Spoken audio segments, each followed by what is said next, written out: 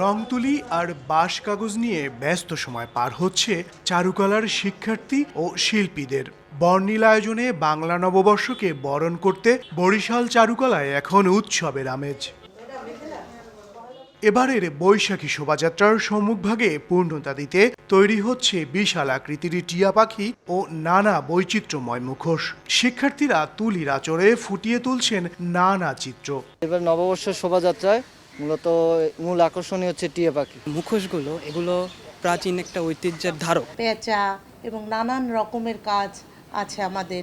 চারুকলার পক্ষ থেকে যে বয়োজ্যেষ্ঠরা আছে তাদের নির্দেশ অনুযায়ী বিভিন্ন উপকরণ তৈরি করছি। আমাদের গ্রাম বাংলার সবুজ এবং এখানে মিশিয়ে থাকে টিয়ে, তা আমরা মনে করি যে প্রাণ প্রকৃতির প্রতীক হিসেবে টিয়ে পাখি হচ্ছে আমাদের একান্ত নিজস্ব। পহেলা বৈশাখের সকালে বরিশাল বিএম স্কুল প্রাঙ্গণ থেকে বাংলা নববর্ষকে স্বাগত জানিয়ে শোভাযাত্রা শুরু হবে। একই সঙ্গে স্কুল মাঠে চলবে উদীচীর আয়োজনে 3 দিনের মেলা। উৎসব আয়োজনে শোভাযাত্রা থাকবে, সেটি যে নামেই হোক। আমরা মনে করি এটি বাঙালির প্রাণের উৎসব। 3 দিন মেলা হয়, আমাদের ভিতরে মঞ্চ থাকে। সন্ধ্যার সময় আমরা এই অনুষ্ঠান করে থাকি। শুধু চারুকলা নয়, বাংলা নববর্ষকে বরণ করে নিতে বরিশালের 35টি সাংস্কৃতিক সংগঠনে চলছে কর্মব্যস্ততা।